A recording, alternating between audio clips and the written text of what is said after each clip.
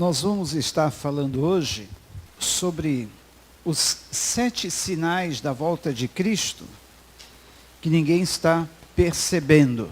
Amém? Eu digo que ninguém está percebendo, mas talvez poucos estejam percebendo. Portanto, nós vamos ler o texto de Mateus capítulo 24 e em seguida eu quero passar um breve videozinho aí de uns 5 minutos que vai servir de pano de fundo para a nossa breve explanação desta noite. Amém? Mateus, capítulo de número 24. Todos acharam? Diz assim, Mateus 24 em diante. Jesus saiu do pátio do templo e quando já estava indo embora, os seus discípulos chegaram perto dele e chamaram a sua atenção para os edifícios do templo. Então ele disse: vocês estão vendo tudo isso? Pois eu afirmo a vocês que isto é verdade. Aqui não ficará uma pedra em cima da outra, tudo será destruído. Jesus estava sentado no Monte das Oliveiras. Então os discípulos chegaram perto dele e lhe perguntaram em particular: conte para nós, quando é que isso vai acontecer? Que sinal haverá para mostrar que chegou o tempo de o Senhor voltar e de tudo acabar?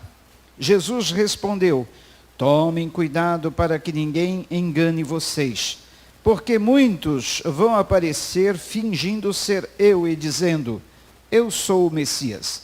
E enganarão muitas pessoas. Não tenham medo quando ouvirem o barulho de batalhas ou notícias de guerras. Tudo isso vai acontecer, mas ainda não será o fim. Uma nação vai guerrear contra outra e um país atacará outro. Em vários lugares haverá falta de alimentos e tremores de terra. Estas coisas serão como as primeiras dores de parto. Depois vocês serão presos, entregues para serem maltratados, e vocês serão mortos. Todos os odiarão por serem meus seguidores. Nesta época, muitos vão abandonar a sua fé e vão trair e odiar uns aos outros. Então muitos falsos profetas aparecerão e enganarão muita gente. A maldade vai se espalhar tanto que o amor de muitos esfriará. Mas quem ficar firme até o fim será salvo. E a boa notícia sobre o reino será anunciada no mundo inteiro, como testemunho para toda a humanidade. Então virá o fim. Amém? Vamos estar orando, apresentando os nossos pedidos a Deus. Vamos pedir ao Senhor que nesta noite Ele possa falar aos nossos corações e a sua palavra se tornar bem clara para o nosso entendimento e transformar a nossa vida. Amém?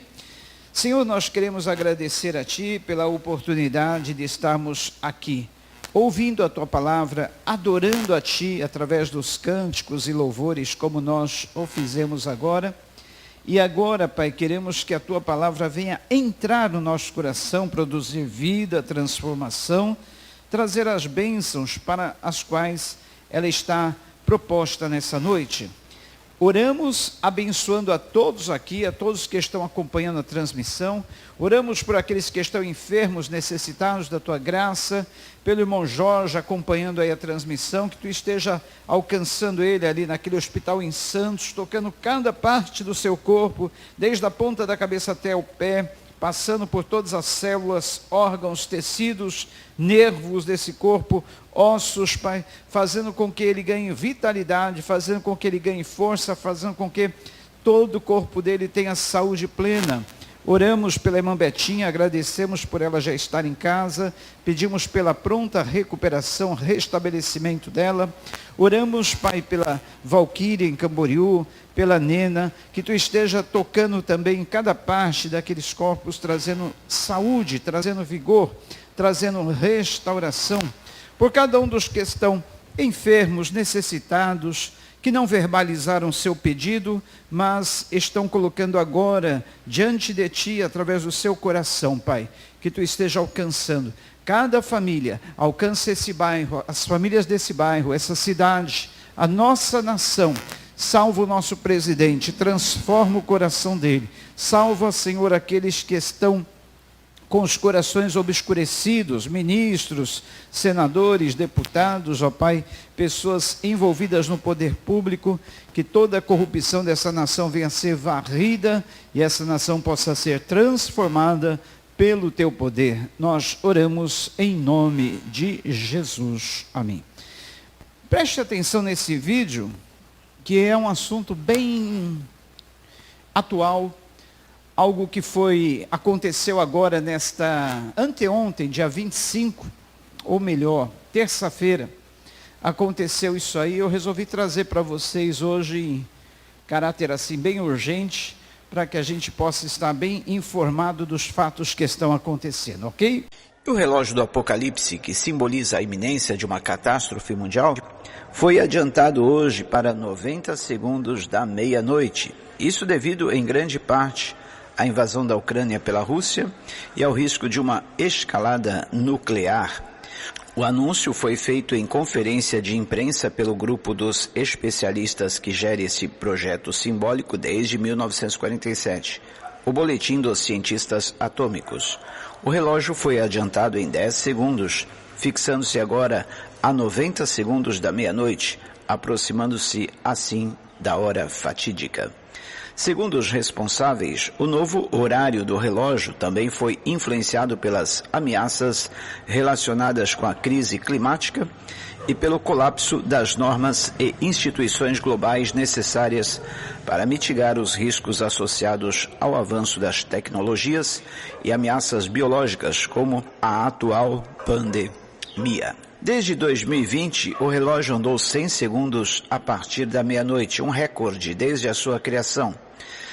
E segundo o presidente do Boletim dos Cientistas Atômicos, Herschel Bronson, ele disse, abre aspas, estamos a viver numa época de perigos sem precedentes e o relógio reflete essa realidade.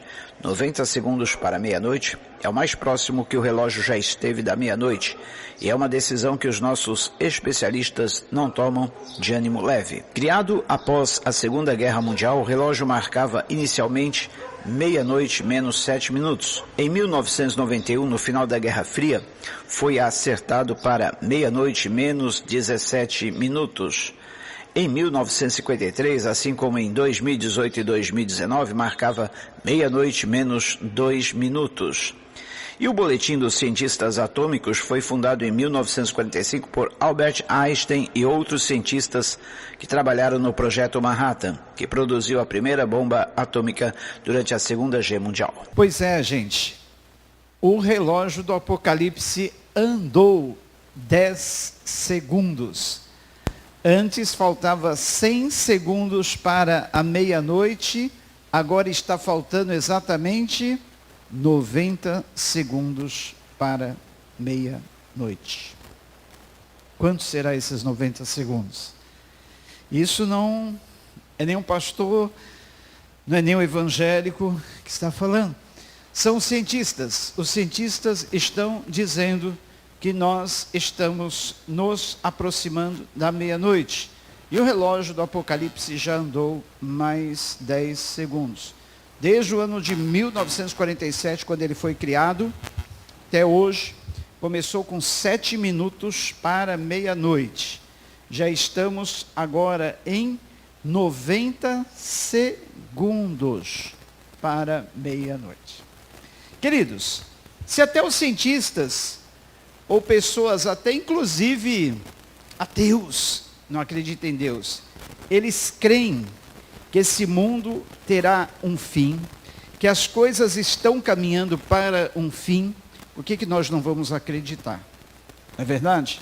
Agora, hoje, eu não quero falar sobre as evidências físicas, geográficas, climáticas, a respeito, ou políticas ou geopolíticas sobre a volta de Cristo. Porque isso nós já estamos cansados de ver e observar o que estão acontecendo.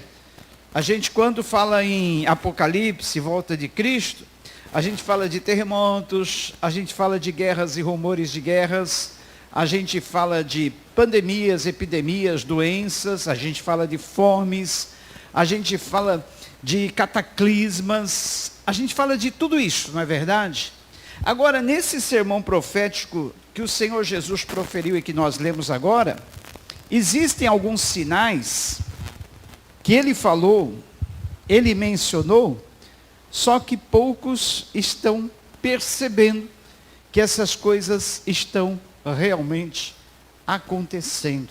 Quais são esses sinais que Cristo falou e poucos estão apercebidos? Primeiro sinal, perseguição dos seguidores de Cristo. Nesse sermão profético, Jesus fala dos eventos climáticos, dos eventos da natureza, fala dos eventos geopolíticos, mas fala também de alguns sinais acontecendo com a igreja. Esses 7 sinais que nós vamos falar hoje referem-se à igreja, especificamente à igreja. Especificamente são sinais internos que estão acontecendo no meio da igreja. E o primeiro deles é a perseguição dos seguidores de Cristo. A igreja está sendo perseguida? Sim ou não? Sim. Em alguns países, a perseguição tem sido mais acirrada há muito tempo. Aqui no nosso país, a perseguição começou de uma forma um tanto branda e tem se intensificado a cada dia.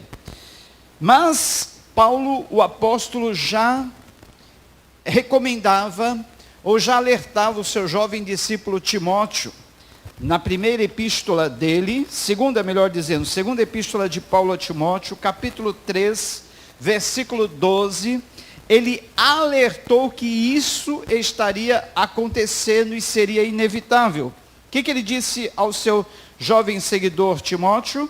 Ele disse assim: e também todos os que piamente querem viver em Cristo Jesus padecerão perseguições. Captaram aí o que eu li? E também todos os que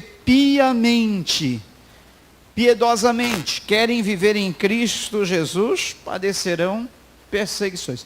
Todos aqueles que querem seguir a Jesus fielmente, não de qualquer jeito, mas fielmente, padecerão perseguições. Então, não tem como escaparmos das perseguições. Segundo sinal, predito pelo Senhor Jesus Cristo e que poucos estão perseguindo: ódio pela igreja. A igreja está sendo odiada no mundo? Sim ou não? Sim. A igreja está sendo odiada desde há muito tempo. E agora, nesses últimos dias, nesses últimos tempos, nós vemos esse ódio pela igreja do Senhor ser ainda mais acirrado, ok? Então, queridos, em João 7, versículo 7, o Senhor Jesus já alertava que isso aí seria absolutamente normal, o ódio pela igreja.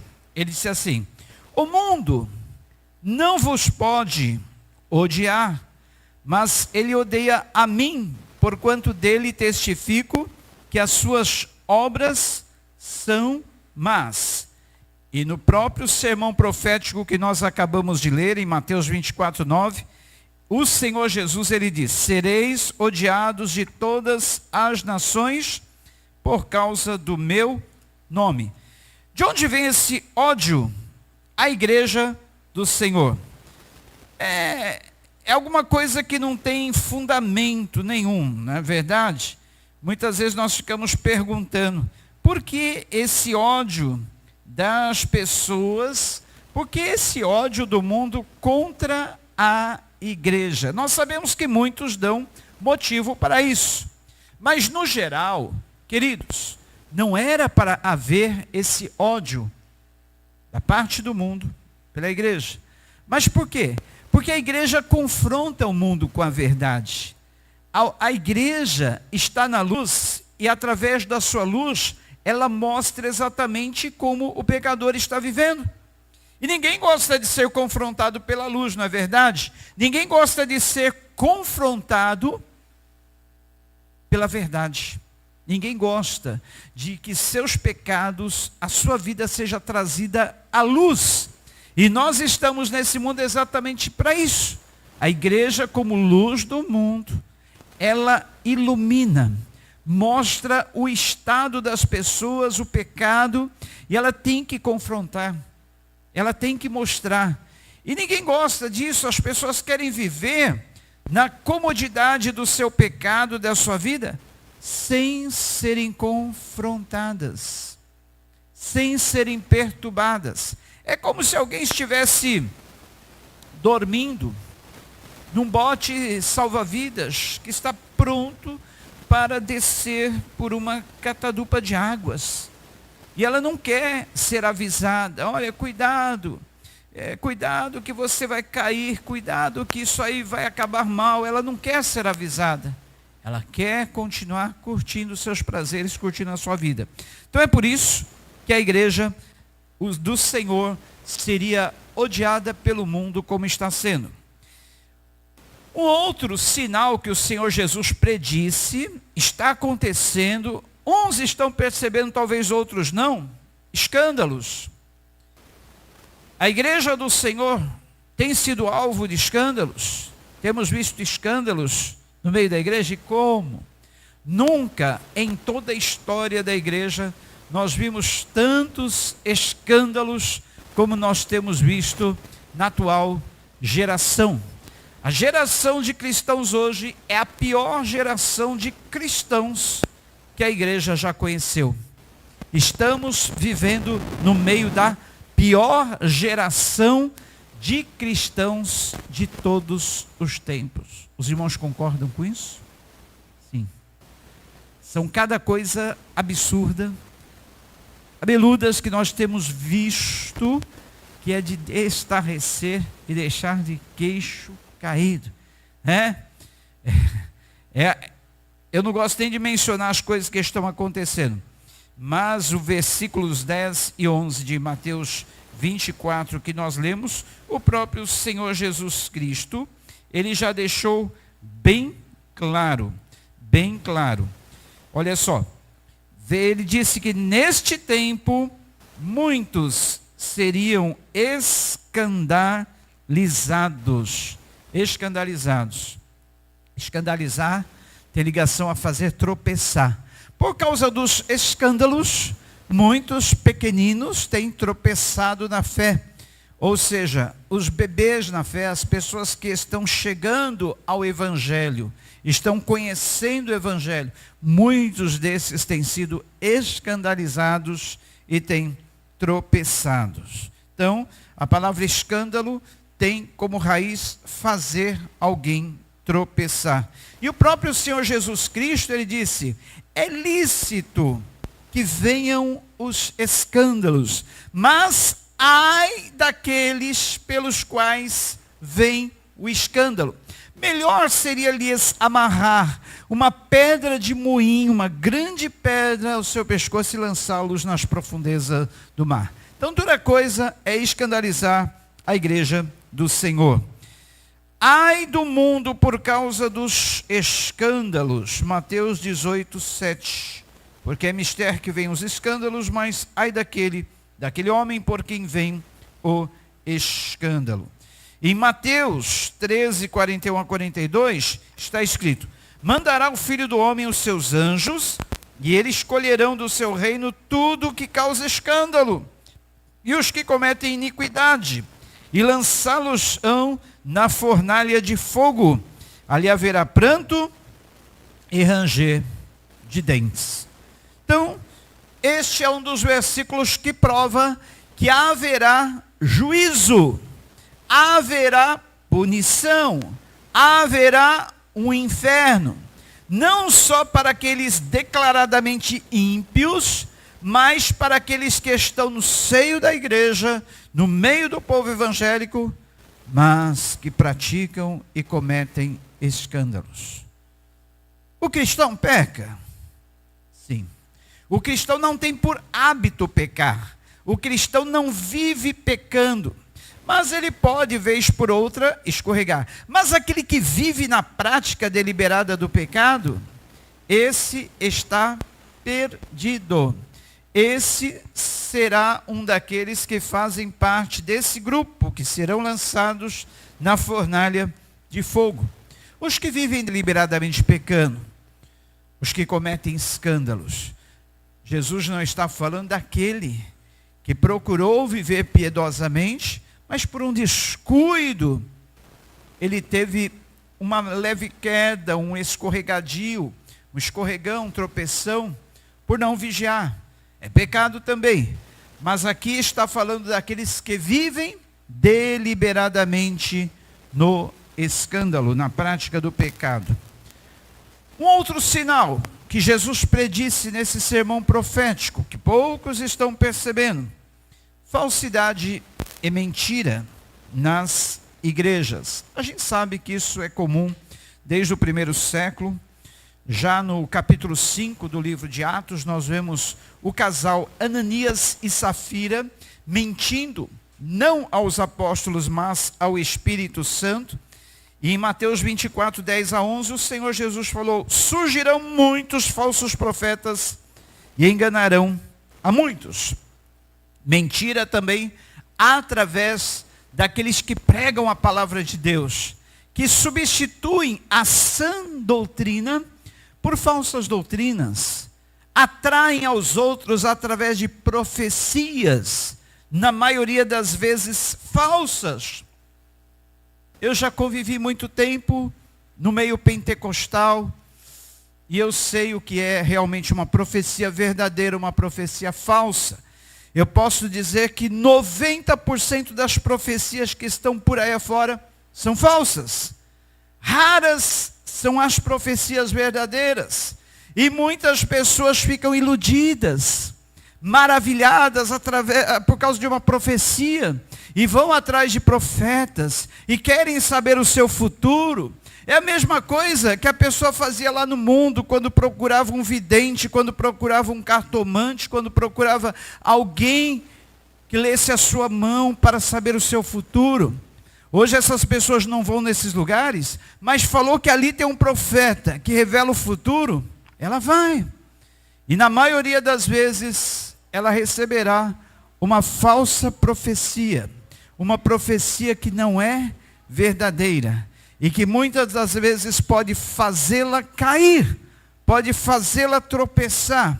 Olha, queridos, toda a verdade que nós precisamos saber, ela já está revelada aqui, olha, na palavra de Deus. Ela já está revelada aqui. Nós não precisamos ir a lugar nenhum para procurar saber a vontade de Deus para a nossa vida. A vontade já está revelada. Mas se porventura o Senhor quiser te dar uma orientação específica, e eu creio em profecias, creio em revelações, creio em todos os dons da Bíblia para os dias de hoje.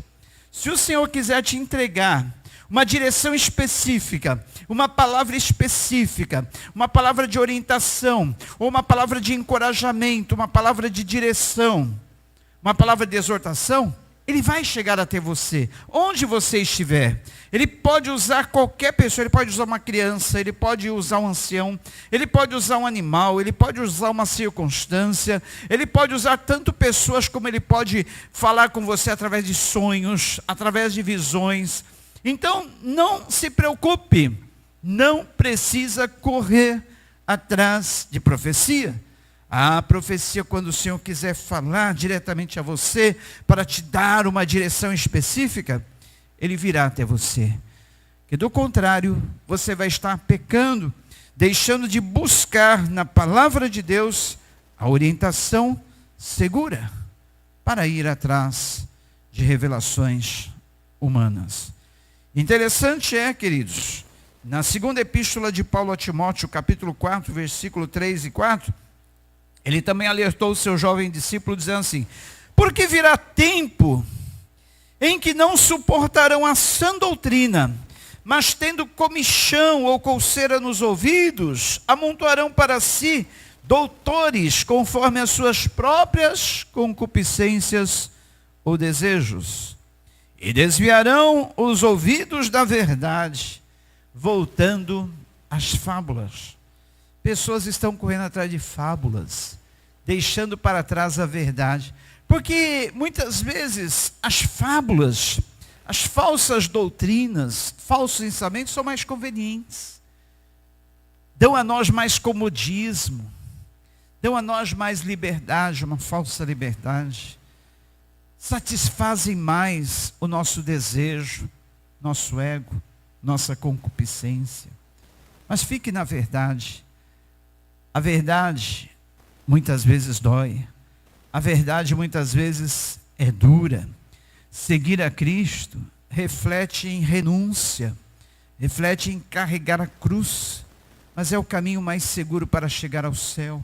Qualquer atalho pode nos fazer perder-nos no caminho. Então fique com a verdade, permaneça na verdade, deixe as fábulas e os enganos para lá. Infidelidade cristã, quinto sinal que poucos estão percebendo. Mateus 24, 10 a 11 está escrito assim: e trair-se-ão uns aos outros. Traição no meio da igreja. Muitos acabam cometendo divisão, muitos acabam cometendo facções, infidelidades. A igreja do Senhor está dividida, esfacelada. A igreja do Senhor não tem aquela unidade, não tem aquela união. Nós vemos cada dia novas placas surgem, cada dia novos grupos, porque trair-se-ão uns aos outros, serão infiéis uns aos outros. O próprio Senhor Jesus Cristo, ele profetizou. Isso é doloroso, isso traz traumas na igreja. Em Salmo 55, versículos 12 a 14, o próprio salmista, ele relata o que é sentir a dor de uma traição, de uma deslealdade, de uma infidelidade. No Salmo 55, versículos 12 a 14, ele diz assim: se um inimigo me insultasse, eu poderia suportar. Se um adversário se levantasse contra mim, eu poderia defender-me. Mas logo você, meu colega, meu companheiro, meu amigo chegado, você com quem eu partilhava agradável comunhão, enquanto íamos com a multidão festiva para a casa de Deus. Aqui, o salmista Davi, que muitas vezes experimentou a traição, a deslealdade, a infidelidade, ele relata como é doloroso. Quando nós recebemos a traição de alguém que a gente já espera, é uma coisa, mas quando nós recebemos de alguém que é nosso amigo, que partilhava refeições junto conosco, estava na nossa casa, que era como se fosse família, pessoa da igreja, aí é duro, é difícil, é triste, é doloroso, é traumático, mas é um dos sinais da volta de Cristo. Traição, infidelidade, deslealdade. Em Mateus 24, 10 a 11, o Senhor Jesus ele fala de um outro sinal ainda presente nesses dias e que poucos estão percebendo. Diz assim: uns aos outros se odiarão. Temos percebido ódio no meio da igreja? Sim. Outro grupo de cristãos, outra igreja, pode nem estar pregando heresia, falsa doutrina, mas só por eles serem de uma forma diferente da nossa, muitas vezes nós odiamos, muitas vezes temos inveja. Eu estou falando de ódio entre grupos pertencentes à mesma igreja do Senhor. Porque igreja tal, igreja A ou igreja B faz isso ou fez aquilo, eles não vão para o céu, eles não são crentes, e a igreja vai se odiando uns aos outros. Provérbios 6,19 diz assim, Provérbios 6, 19. Vamos ler lá, Provérbios 6, 19, o que diz? Provérbios 6, 19 diz assim. Eu vou ler do 16. Não, é 19 mesmo. Diz assim: existem 7 coisas que o Senhor Deus detesta e que não pode tolerar. Vamos ver quais são as 7 coisas que Deus detesta e que Ele não pode tolerar. Estas coisas não devem estar no nosso meio. Quais são? Olhar orgulhoso. Deus não gosta do orgulhoso. Língua mentirosa. Deus não gosta que fale mentira. Mãos que matam gente inocente. Deus não gosta. Mente que faz planos perversos. Deus não gosta daquele que fica maquinando mal, pensando em que mal ele vai cometer. Pés que se apressam para fazer o mal. Eu falei que entre os cristãos é comum, às vezes, a pessoa escorregar e cair. Mas correr em direção ao mal, correr para praticar o mal deliberadamente, é coisa que Deus detesta. Testemunha falsa, que diz mentiras. No mundo secular, testemunhar falsamente é crime. É crime. Uma testemunha tem que falar somente a verdade, absolutamente a verdade. E perante Deus, então, aí que a coisa fica mais estreita. Deus detesta a testemunha falsa, que diz mentiras. E a 7ª coisa que Deus abomina, que Deus mais do que detesta, é a pessoa que provoca brigas entre irmãos. Então, ódio entre irmãos, Jesus falou que seria um dos sinais da sua vinda. Mas aquele que pratica isso, que joga um contra o outro, que promove ódio no meio da igreja do Senhor, no meio da família de Deus, é algo que Deus abomina, mais do que detesta. Você pode ler aí na sua tradução, que essa é a 7ª coisa que Deus, mais do que detesta, Ele abomina. Bom, por último, queridos, 7º e último sinal da volta de Cristo está acontecendo no meio da igreja e poucos estão percebendo. Esfriamento do amor. Mateus 24, 12, o próprio Senhor Jesus Cristo disse: por se multiplicar a iniquidade, o amor de muitos esfriará. O amor de muitos esfriará, por se multiplicar a iniquidade. Por que o amor esfria? Porque o amor, queridos, não é um sentimento, é mais do que um sentimento. É uma atitude que tomamos, é uma decisão que tomamos. Na primeira carta aos Coríntios 13, 4 a 7, o apóstolo Paulo mostrou as características do amor. Ele disse assim: o amor é sofredor, é benigno, o amor não é invejoso, o amor não se vangloria, não se ensoberbece, não se porta inconvenientemente, não busca os seus próprios interesses, não se irrita, não suspeita mal, não se regozija com a injustiça, mas se regozija com a verdade. Tudo sofre, tudo crê, tudo espera, tudo suporta. E por fim o apóstolo Paulo diz: o amor nunca acaba. Por quê? Se ele fosse um sentimento, ele podia se acabar. Mas o que acaba, na verdade, é a decisão, é a atitude que a pessoa toma em amar. Isso ela pode decidir-se e tomar a atitude de não amar. Não é assim que nós fazemos? Aquele irmão, aquela irmã, prontou comigo, não vou amá-lo mais, não vou amá-la mais. Ou simplesmente tolerar, mas jamais vou amar. Não é assim que a gente toma a decisão? Então, o amor é uma decisão. O amor é uma atitude que nós tomamos. Pelo contrário, nós devemos tomar a atitude do perdão. Por fim, queridos, em Mateus 24, 13, apesar de tudo isso que estaria acontecendo na igreja, o Senhor Jesus Cristo deixou-nos a advertência: quem perseverar até o fim, este será salvo. E por que o Senhor Jesus Cristo deixou esse alerta? Porque existe apostasia, esfriamento da fé, abandono da fé, virar as costas para Deus. A salvação que uma vez nós recebemos, nós temos ela para sempre, nós temos a segurança da salvação. Jesus jamais vai tomar esse dom da salvação, porque a salvação é um presente, Ele jamais toma de nós, mas nós podemos muito bem devolvê-lo a Deus, muito bem nós podemos virar as costas para Deus. abandonar a Deus. Isto é apostasia.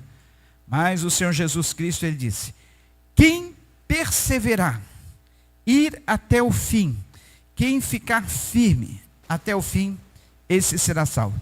A despeito de todo ódio contra a igreja, a despeito de toda perseguição contra a igreja, a despeito de todo esfriamento do amor, a despeito de todo ódio e traição no meio da igreja, escândalos, quem perseverar no meio de tudo isso, será salvo. Amém? Quantos perseverantes nós temos aqui? Quantos que vão perseverar até o fim para encontrarmos com Jesus no céu? Fique em pé junto comigo e vamos pedir a Deus que Ele nos dê essa perseverança a cada dia. Vamos pedir que Ele nos fortaleça. Amém? Em Romanos 5,3 está escrito que não somente isso, mas também gloriemo-nos nas tribulações, sabendo que a tribulação produz a perseverança. Então, se nós quisermos perseverar, temos que passar por tribulação, porque a tribulação produz perseverança. A perseverança, a experiência e a esperança. E a esperança não desaponta, porque o amor de Deus está derramado em nossos corações pelo Espírito Santo que nos foi dado.